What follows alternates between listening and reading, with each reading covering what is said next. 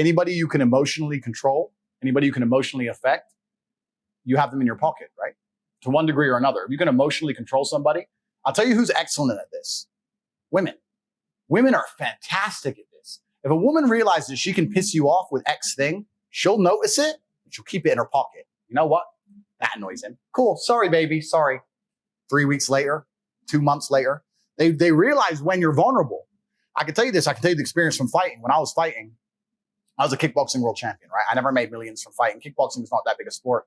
10 years ago, even UFC wasn't as big as it is now. So I was making money, but I was probably fighting 2 or 3 times a year. And most I ever got paid was 100, 150 grand a fight. So I was kind of normal life.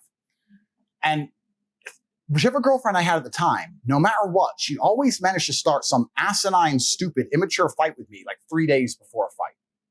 Because I'm weight drained. I haven't eaten. I'm nervous. I can't sleep. I've been training for fucking 10 weeks. This monster's from fucking Kazakhstan, some psycho. I have to fly over to fucking fuck knows where and Bishkek to fight him.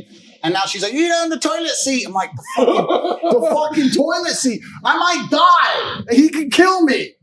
But she knew that's when I was weak. She knew it. And that's when you can be emotional. But they detect it. This is when I can get it. Right? Because the rest of the time, all times to talk about the goddamn toilet. Because if I say toilet seat any other time, his answer is go home and just sit on his computer. Go home then. Go toilet at home. Bye. No, I don't want to go home. No, now I actually want you to go home. Please leave my house. Oh, no, I didn't want to leave. Bye. Goodbye. Fuck you. Next girl. So they get you when you're weak, right? Yeah. And anyone who can emotionally control you and emotionally affect you has power over you. So if I say, 5 wives, and a feminist goes, 5 wives,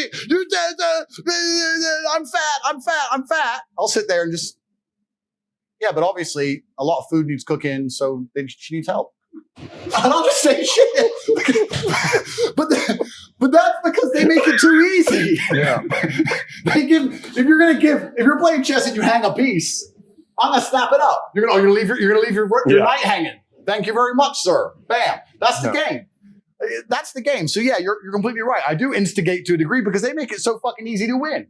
It's so easy for me to win debates against people because they get so pissed off with what I say. Another thing, and I'll give the game away. I'll give the game away to the entire YouTube world, why I've destroyed absolutely everybody in any debate ever. I say things that they know are true and that they agree with, but I say it in a way that angers them emotionally, and they get caught up in their brain because they're saying, he's saying the truth, but I'm pissed off by how he's saying it. So I want to argue with him, but he's right. So instead of saying men are physically stronger than women, I'll say females are weak. Females are weak. Well, females are weak. Females are weak. Men are strong. Females are weak. No, but I'm right. And he knows I'm right. But he's mad now. And so is she. And they sit there and it happened on Dave Portnoy. You end up having a whole group of people sitting there trying to argue. Well, some women are strong like men. Trying to argue the fact that women are as strong as men physically because I've emotionally controlled them all and upset them all. And then I do a podcast and I get billions and millions of views and unlimited likes against good debaters like Dave and his little crew by just emotionally controlling them. It's an emotional game. I wreck them. I've never given this game away before anywhere. But this is what I do. I sit there and I say something they know is true in a way they can't agree with it, and I fucking control them all because they're stupid. If I was me, I'd be like, yeah, okay, perhaps I don't like the way you phrased it, but you're very true. That takes intellect. People are emotional. So this is why I wreck all of them. And you're right. I poke them on purpose, and it makes it very difficult to argue with me. Especially if they agree with what I'm saying, but they don't like the way it's being said. That's where you see the full breakdowns, the full mental breakdown. In regards to emotion, before I came to Valuetainment, this is 3 years ago, Pat said, I want you to read a book. It was called Meditations by Marcus Aurelius, Stoicism. Yep. You've referenced Stoicism multiple times, not getting emotional, thinking rational. Yep. This was a book that you've subscribed to for years. What is it about Stoicism and not getting caught up in emotions and even triggering emotions that resonates with you? Well, emotions are feedback.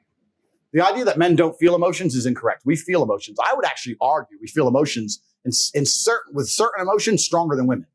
I would argue that we feel heartbreak stronger than women.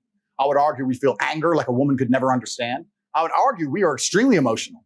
Rage, pure rage. But it's feedback. So when you get the feedback, it's all about how you internalize it and how you process it, right? It's Stoicism's not feeling emotions. It's feeling the emotion and going, okay, why is this happening? How much does this really matter? What's the most intelligent move on the chessboard? I'm not even that good at chess, right? My father was a grandmaster. I'm like 1800 ELO. I'm okay. I was a child chess prodigy, but I stopped playing chess professionally when I was like 8. So I'm as good now as I was. In fact, I'm worse now than when I was 8 because I've never taken any lessons or anything properly since because my mother and father broke up. We moved to England. My dad stayed in America. Lost my chess coach, and England didn't have a chess infrastructure. America had a chess infrastructure in the lower income schools. My dad used to go to the ghetto schools because he was black, go to the black schools and teach them how to play chess. So we had a big infrastructure. You peaked at 8. I peaked at 8, yeah. But chess is a fantastic game because in the game of chess, there's no luck. If you lose, no matter how well you played, if you lose, at some point you made a mistake. Even if it's the most minor mistake, you made a mistake. So you learn to understand that no matter what happens to you, if you lose a scenario, you made a mistake. Maybe it's a tiny one. Maybe it was 2 years ago, whatever, but you made a mistake and you learn absolute and utter accountability for yourself. And that mentality is extremely powerful to apply to all things in life. The position I'm in now as the most hated man in the world, although I agree and I truly believe it's unfair, I still take complete responsibility for. I'm not going to sit here and say, I'm telling you why it happened when I talk about TikTok and YouTube shorts, but I'm not going to blame them. Absolutely. They're a company making money and they're monetizing the best they can. Fantastic. All of this is my fault. But the Bugatti on my drive is my fault. And the yacht is my fault. And the private jet's my fault. So it's all my fault. So I take the good with the bad. I take all responsibility for absolutely everything, including if a woman leaves me, if a woman stays, if I end up heartbroken, if I end up filled with rage, I take responsibility for that. If something happens to me that makes me enraged, I will take responsibility. Why has this happened to me? Why do I feel this way? How did I end up in this position? Is this healthy in this scenario? And sometimes it is. I've had scenarios in my life where I was prepared to die to protect somebody else, and I was enraged, and it was healthy. I've also had times where I'm in a room by myself, enraged, sitting there going, this is no good for anybody. I need to just calm the fuck down.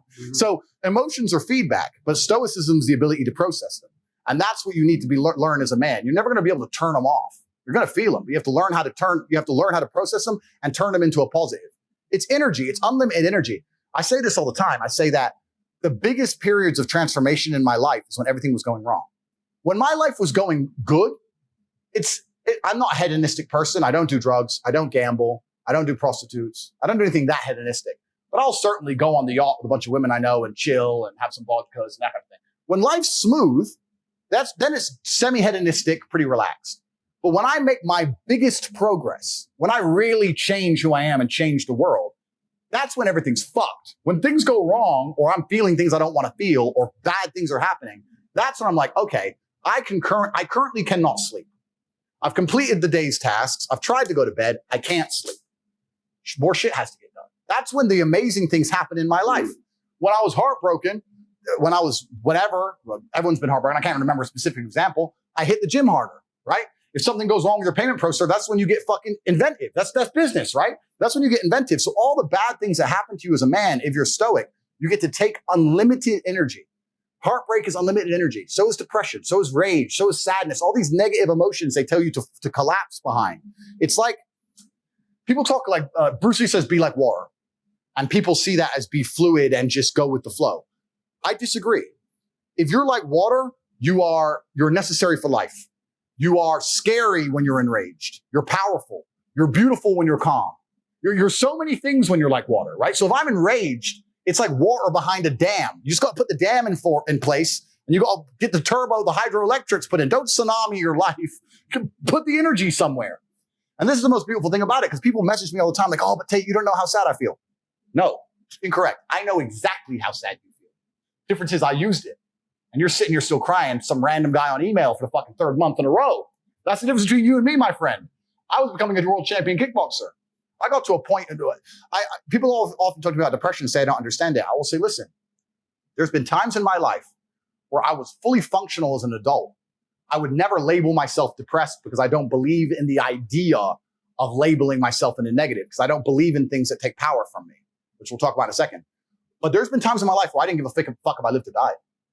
There's been times in my life where I went to fight a man for money and I didn't give a shit if I lost and even woke up again. Didn't give a fuck. I had nothing worth living for. I was brokey, didn't have a girlfriend, didn't have any fucking money, got a 2-day call to fight some world champion, had to lose 10 kilos in 2 days, had nothing else going for me, got on a plane to Dagestan and fucking won. There's been times I've done that. By all conventional wisdom, I was depressed. I was suicidal, but I was just like, no, I don't give a shit. And that's when I was at my most powerful. Now if I get that call, I'm like, bro, I got a new car outside and shit. I'm not going to Dagestan, bro. Going to where? Sorry, how much money? Nah. But back then I was like, yeah, cool. Who is he? Oh, this guy. All right, fine. I didn't give a fuck. I was most powerful when I was sad, when I was depressed, when all these things. Mm-hmm. And the difference was the framing. It was the framing of it. Does that make sense? Yeah, you know where you take me to? You take me to Tom Cruise with Matt Lauer. And I don't know if you've seen this or not, where Tom Cruise on Matt Lauer. When he's freaking out on the couch. Tom Cruise is that's Ellen DeGeneres. Okay. This is Tom Cruise, Matt Lauer. And, you know, Tom is a Scientologist who does not believe in medication. Yeah. He does not believe in taking, you know, antidepressants. He doesn't believe in Ritalin. He doesn't believe in any of that stuff. I don't know where you stand with this medication stuff. He's not for it. And Matt Lauer is saying, what's wrong if this helped that Brooke Shields? What's wrong if this helps? I would say, you don't realize what this is doing. This is ruining their lives. This is not helping them. Do you realize how many different countries this is illegal in? Do you realize that Ritalin is only legal in a couple different countries? It's not many countries. It's not a legal drug in other places. It's legal. And he's explaining this. And believe it or not, afterwards, they pinned Tom Cruise to be almost an asshole, like a misogynist. Like, of course, what does it matter with you? Insensitive. You're not passionate. You're not somebody that cares about another person. Years later, Tom Cruise looks like the hero, but in the heat of the moment, he didn't come out really good, right? So we're living in an era where you're right. A part of it is, hey, you're not feeling good, you're depressed. Take 2 of these, see what happens to you. It's the hero's arc. And this is the thing. This is why when I was saying, when people say you don't know how it feels to be depressed, I say, yes, I do. The difference is how it's analyzed. I always argue this 2 ways as well when depressed people come to me, because one of my most famous things people attack me for is their little quote is they say, you said depression isn't real. What about the man who kills themselves? You don't care about men's mental health. We've already discussed how I care more about men's mental health than these people who fucking pretend they do. That's the first thing. I didn't say depression isn't real. I said feeling depressed is real. But the idea that depression is going to strike you in your mind and there's nothing you can do about it, I think that is promoting helplessness amongst depressed people, and that's the reason they kill themselves. I don't think that making people helpless in an unfortunate situation is the great thing to do. You have to give people hope. And I explained that when you believe in something, you give it power. So I tried to say that when I felt at my lowest and I achieved the most I've ever achieved in my life, the reason I was capable of doing that is because I didn't believe in the paradigm of being a depressed person. I just believed that this is how I currently feel, and fuck it, I'm going to do whatever it takes to get my life to be better. And I gave a very simple example, an analogy. I said, if you take 2 people, one believes in ghosts and one doesn't, you put them both in haunted houses, and in the middle of the night, there's a bang. The person who believes in ghosts is now terrified. There's a ghost. They're calling an exorcist. They're panicking in the room. They're hiding. The person who doesn't believe in ghosts goes wind and goes back to sleep. It's the same noise. It's the same scenario, but it's the belief that's powerful in their mind that and ruins their life. Yeah. It's the belief in their mind that turns against them. And I've said this many times. I don't even give a shit about right and wrong. You can tell me you can give me with every scientific proof in the world, depression, blah. I refuse to believe in things that take my power away from me.